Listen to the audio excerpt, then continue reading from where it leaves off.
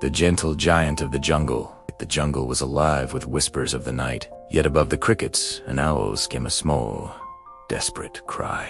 Kato, a young villager, froze. His chest tightened at the sound. It wasn't just noise, it was sorrow. Pushing through the thorny brush, his lantern trembling in his hand, he found it, a tiny lion cub, ribs showing, eyes glazed with fear. Its little body shook as it tried to stand, but collapsed into the dirt. Kito's throat closed. He knew the risk. If the mother returned, he would be mauled. But when the cub weakly nuzzled against his palm, seeking warmth, Kito's eyes burned with tears. He wrapped the frail creature in his cloth and whispered, "You are not alone anymore." That was the night Kito gained a brother, Baraka. The cub grew quickly.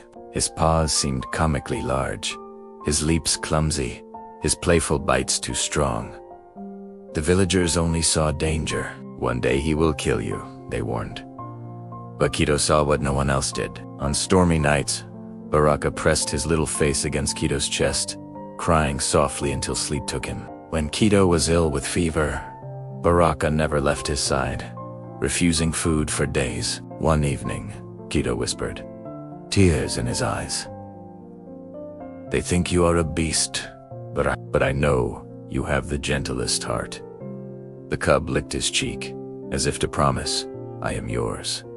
Trouble came suddenly. Kito was walking home when a hyena lunged from the shadows, teeth flashing. Kito stumbled back, heart hammering when a roar split the night. Baraka, now towering, crashed forward, his golden mane blazing in the moonlight. The hyena shrieked and vanished into the darkness.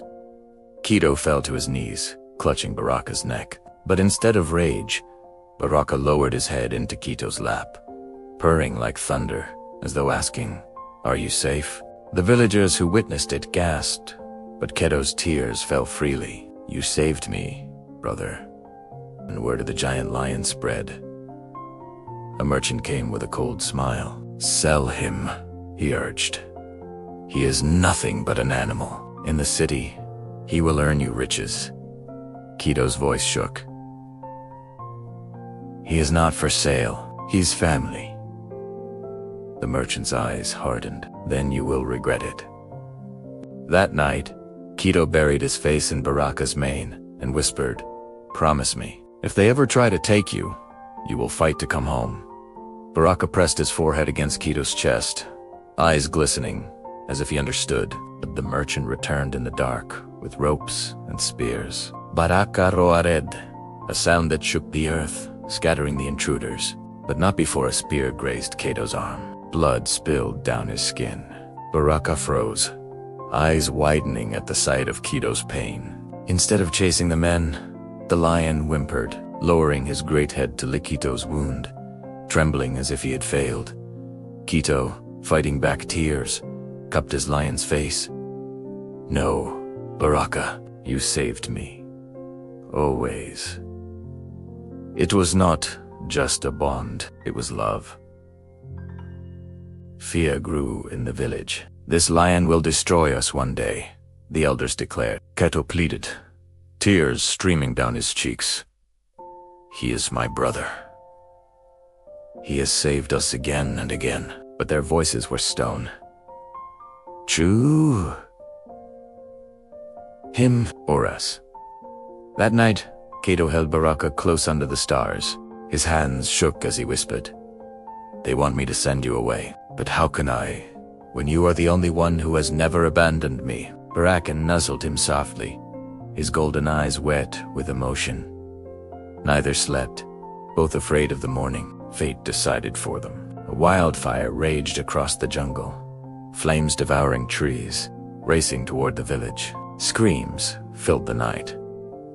The villagers were trapped. Baraka charged into the inferno. With his massive body, he dragged burning logs aside, carried children on his back through smoke, and roared against the flames. Kito ran after him, coughing, crying, "Baraka, come back." At last, when the fire was tamed, the village still stood, but Baraka collapsed in the ashes, his golden mane blackened, his body trembling from burns. Kito threw himself over him, sobbing, "Don't leave me.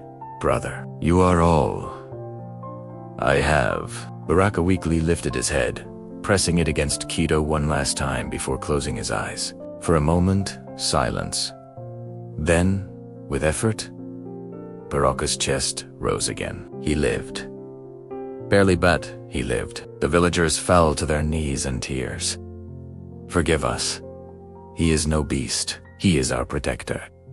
Years passed. Baraka's scars healed, though the fire left streaks of silver across his mane. He grew into a colossal lion, feared by outsiders, but adored by his people. Children played around him without fear. Elders leaned against his warm body for rest.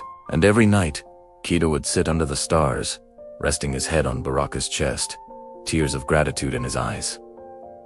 The villagers no longer called him Beast. They called him the gentle giant of the jungle. True greatness is not in strength or power, but in the courage to love when the world expects you to harm. Even the fiercest heart can become the gentlest one. It learns the power of love, loyalty, and sacrifice.